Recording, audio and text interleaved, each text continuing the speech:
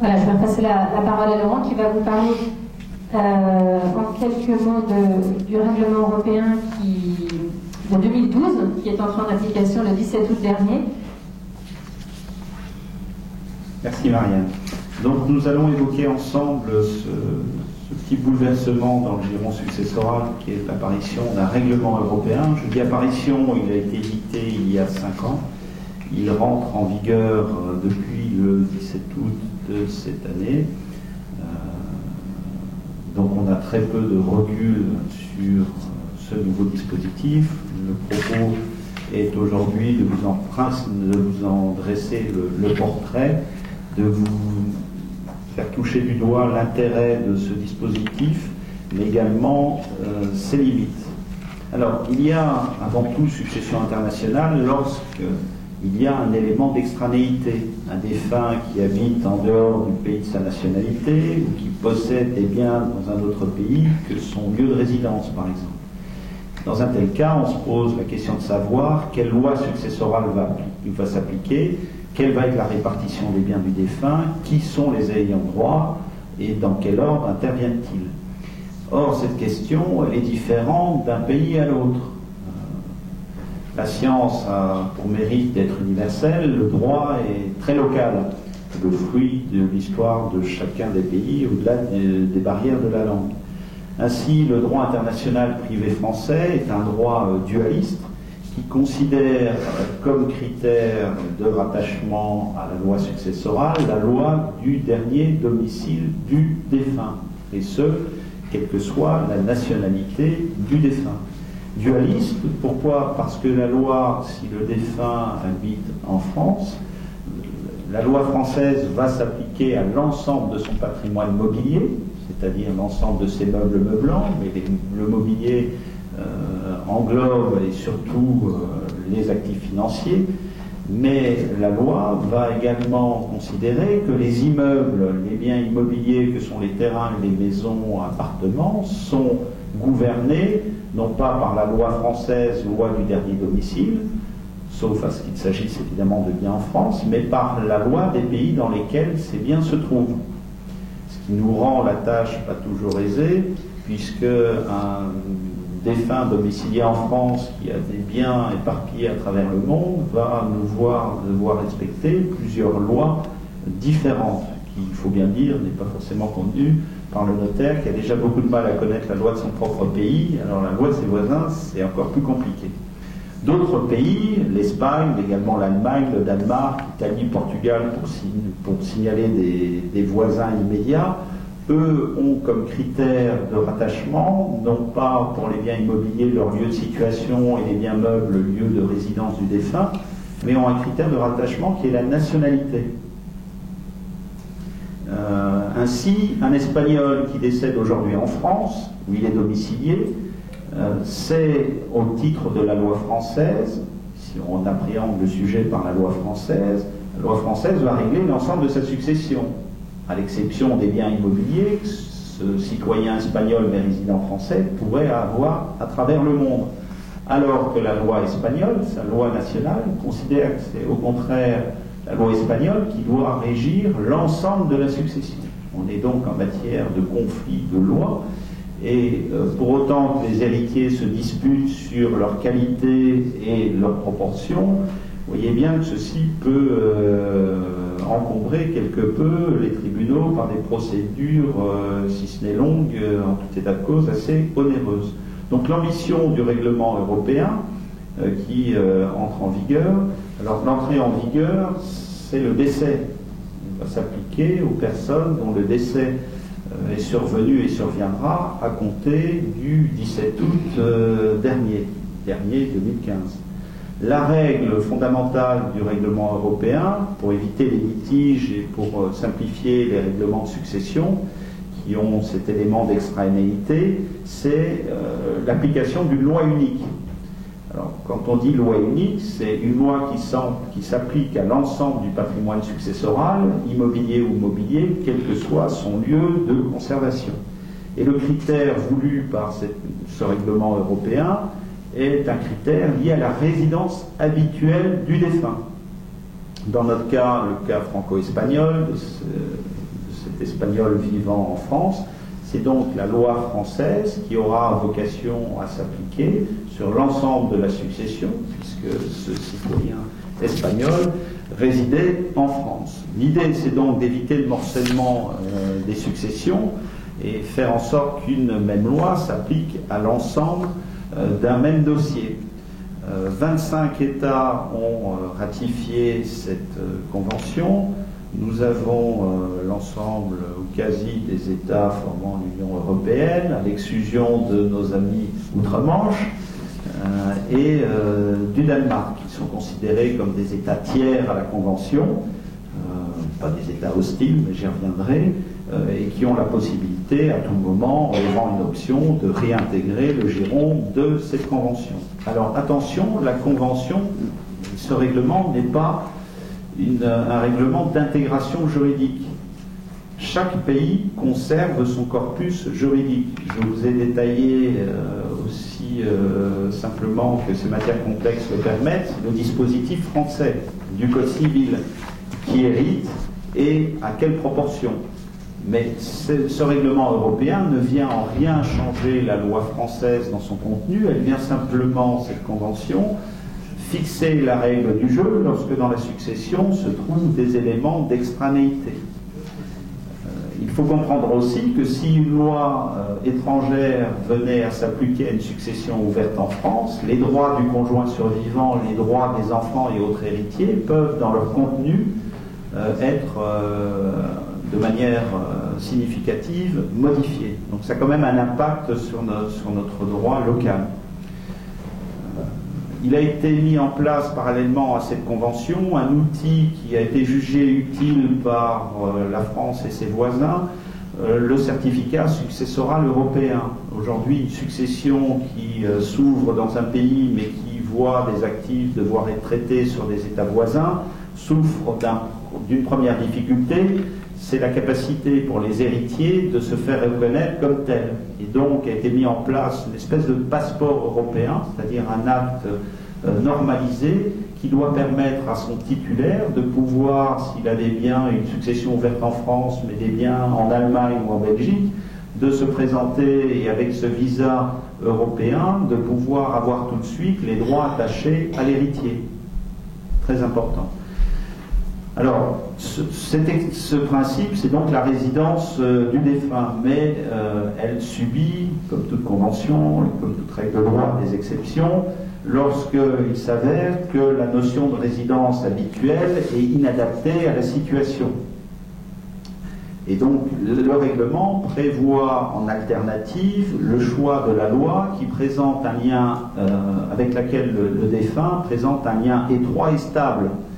Alors, dans la plupart des cas, il faut bien dire, la détermination de la résidence habituelle du défunt ne pose pas grande difficulté. On décède le plus souvent, et c'est heureux, après une longue vie, la retraite acquise, on s'est stabilisé dans un endroit, sa famille gravite autour, son patrimoine a été constitué autour de ce lieu de résidence principale. Il peut arriver par les faits des aléas de la vie, maladie brutale, accident, que ce ne soit pas le cas, et la résidence dite habituelle peut s'avérer totalement inadaptée. C'est le cas des expatriés qui vivent ou peuvent vivre de façon alternée dans plusieurs États sans fixer véritablement dans aucun d'entre eux une résidence définitive. Ça peut être le cas également d'une personne décédant très rapidement après son installation dans un État voisin. Et donc, cette convention européenne permet de rattacher la loi successorale à la loi de la résidence plus stable et plus historique. Ensuite, il ne faut pas oublier la capacité pour les lois nationales à faire prévaloir leur intérêt aux conventions internationales. Il est prévu dans cette convention une exception à l'application de la loi de la résidence lorsque cela conduirait à introduire dans notre droit national des règles que l'on considère comme étant contraires à notre ordre public interne. Si la loi désignée donne primauté au sexe masculin, donne primauté en fonction des religions, il est évident que la loi française va s'y opposer de manière farouche. Tout ceci, encore une fois, est le corpus à défaut. On se rattache à la loi de la résidence, à la loi des liens les plus étroits, à défaut pour vous d'avoir choisi la loi à laquelle vous voulez être soumis. Et c'est toute la nouveauté et tout l'intérêt de cette convention internationale, c'est la capacité pour vous et dès à présent, dans un testament, en tout cas en France, le mode opératoire est le testament, de désigner par avance, à travers ce que l'on appelle une professio juris, la loi à laquelle vous voulez soumettre de manière unique votre succession. Donc on est véritablement dans le cadre de l'anticipation, puisque c'est vous et de votre propre volonté qui choisissez la loi nationale que vous voulez voir appliquée à votre succession. Quand je dis vous choisissez la loi nationale, vous n'avez pas le choix de la loi. Vous ne pouvez pas aller butiner auprès des lois nationales voisines qui vous sembleraient plus agréables à vos intérêts familiaux pour exhéréder certains de vos héritiers de droit en France. On pense ici à la réserve héréditaire, tout comme il est hors de propos d'aller chercher une loi qui vous apparaîtrait fiscalement plus intéressante. Et je reviendrai d'ailleurs sur l'aspect fiscal en propos de conclusion. Ainsi, un Français peut choisir, alors même qu'il réside à l'étranger, de voir sa succession traitée par la seule loi française si les circonstances faisaient qu'il venait à décéder à l'étranger. Pour le reste, je vais vous illustrer ça. Ce n'est pas le lieu de décès, c'est le lieu de résidence. Vous pouvez décéder, chère madame, à l'étranger au cours d'un voyage. Non, mais si on est français mais résident dans un pays étranger, est-ce qu'on peut choisir la France comme pays de succession? Oui, on peut choisir, français résident en France, de soumettre sa loi de succession à la loi française. Non, c'est français résident à l'étranger. Oui, et votre propos est de choisir quelle loi? Un Français qui habite en dehors de France, oui. Je choisis que la loi française s'applique à la succession. Oui, si le pays dans lequel vous établissez votre profession juris applique le règlement européen. Si vous faites partie des 25 membres, si ce n'est pas européen, il faut que la loi locale et nationale reconnaisse cette capacité. C'est toute la difficulté, c'est qu'il faut se plonger dans la législation des 180 pays à travers le monde pour savoir ce que chaque pays fait et organise. D'où l'intérêt des conventions internationales qui essayent de normer un peu ces dispositifs et qui laissent une certaine part de liberté. C'est une cas de double nationalité que ça se passe. Alors, ce que je vous propose, c'est que je finis mon propos et on a, ce que l'on m'a dit en tout cas, une demi-heure de questions qui vous est réservée. Je vais essayer, dans la mesure de nos moyens, et on est trois pour vous y répondre, de répondre à vos attentes sur ce sujet. Ce que je voulais vous dire, c'est que cette convention, elle a un caractère universel. Ça peut peut-être répondre pour partie, madame, à votre interrogation, en tout cas pour vous, madame, qui vous posiez la première. C'est que ce n'est pas une convention qui exclut les autres États. C'est-à-dire que si la loi de la résidence conduit à l'application d'une loi étrangère, la convention accepte totalement que cette loi étrangère soit la loi unique réglant la succession. Le propos n'est pas de dire que les lois des États membres sont meilleures que celles des voisins qui ne sont pas adhérents à la Convention. Le propos est de faire en sorte qu'un même dossier de succession puisse être traité par une seule et même loi pour éviter l'imbroglio du morcellement. Et donc si la loi auquel renvoie la Convention est par exemple pour nos voisins suisses la loi suisse, s'il s'agit là de la résidence du défunt, la résidence stable au moment de son décès, la Convention reconnaît que cette loi gérera l'ensemble de la succession, quand bien même la Suisse n'est pas un État membre de la Convention. Alors, le renvoi à la loi nationale et étrangère peut avoir des effets d'unicité, comme je viens de vous le citer avec la Suisse. Ça peut aussi avoir un effet retour en arrière, puisque nos voisins britanniques appliquent en droit international privé le principe dualiste où le domicile conditionne l'application de la loi. Alors les Britanniques ont comme particularité de définir le domicile non pas comme étant essentiellement un lieu physique de résidence, mais très empreint de nationalité. Le caractère de domicile, en plus, en termes de définition, n'est pas unitaire à travers les pays.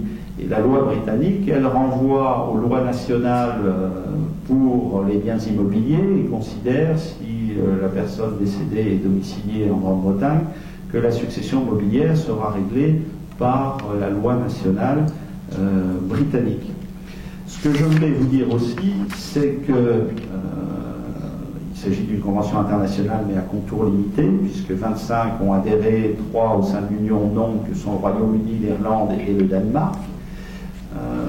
Attention aussi au fait qu'en choisissant une loi d'un pays étranger, vous pouvez, par un effet induit, une loi qui règle votre succession, autant qu'elle est votre nationalité, et si je pense, madame, vous avez la double nationalité, vous avez le double choix, attention, en choisissant une loi qui n'est pas la loi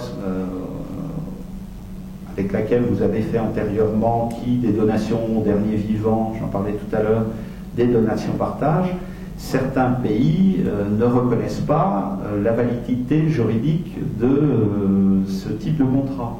La donation entre époux, à titre d'exemple en Italie, est considérée comme un pacte sur succession future et donc n'a aucune validité juridique. L'Italie connaît le régime matrimonial de communauté universelle avec l'attribution intégrale en France de la totalité du patrimoine. En Italie, l'attribution est limitée à la moitié du patrimoine. Donc il est prudent, lorsque vous choisissez la loi nationale qui prédominerait la loi de votre lieu de résidence, de vérifier avec le notaire ou l'avocat ou le juriste du pays de la loi choisie que les dispositifs d'anticipation successoraux que vous avez pu mettre en place en amont ne se voient pas totalement annihilés par la loi nationale choisie. Complexité supplémentaire, c'est que je raisonne et nous raisonnons à temps constant, c'est-à-dire que le droit est en perpétuel mouvement, puisqu'il suit plus souvent qu'il n'anticipe la sociologie de nos sociétés, et que les règles que nous avons évoquées aujourd'hui ensemble, il n'est pas garanti qu'elles soient encore d'actualité au jour du décès des personnes auxquelles vous pensez. Dernier écueil de cette convention, et c'est ce qui en fait aussi sa faiblesse, mais il faut bien commencer par une première règle, c'est que la convention n'a aucun volet fiscal. La convention laisse aux États souverains la gestion de sa fiscalité. Alors, le choix par la profession juriste de la loi applicable ne va donc pas modifier par principe la fiscalité, mais il faut bien le dire, si vous optez, si votre caractère d'extranéité, c'est-à-dire une nationalité, des biens à l'étranger vous permet de le faire, en optant pour la loi nationale d'un de nos voisins, vous pouvez vous retrouver ou laisser à vos héritiers des parts d'héritage et une fiscalité qui est celle gouvernée par l'État voisin. Alors, sachez que la France a, avec nos voisins immédiats, mais des pays plus éloignés liés à notre histoire coloniale, des conventions bilatérales. Donc, la question de fiscalité est soit réglée par les conventions fiscales bilatérales avec la France, soit la France applique un régime, et je conclurai par ça, qui est une espèce de vocation à tout taxer, il faut bien le dire, mais chaque État en fait de même. La France considère que les biens peuvent être taxés quelle que soit leur situation à travers le monde, dès lors que le défunt, quelle que soit sa nationalité, résidait en France, dès lors qu'un bénéficiaire de la succession résidait en France, dès lors que des biens sont situés en France. Autant dire, à peu près tout, sous réserve de pouvoir, et si les lois étrangères le permettent aussi, de déduire les impôts que sur les mêmes biens, les biens auraient supporté à l'étranger. L'idée est quand même de pouvoir ne pas, sur un immeuble qui se trouverait en Argentine et taxé en Argentine, payer, selon la loi française, une deuxième fois. Encore faut-il qu'il y ait des conventions qui permettent de régir ces sujets pour le moins complexes, qui veut dire, pour chaque cas de figure, en fonction des nationalités, des lieux de situation des biens et l'évolution des conventions fiscales, d'avoir une étude assez pointue qui par ailleurs doit être évolutive, puisque ce qui va être vrai aujourd'hui, au mois d'octobre 2015, ne sera peut-être plus au mois d'octobre 2016.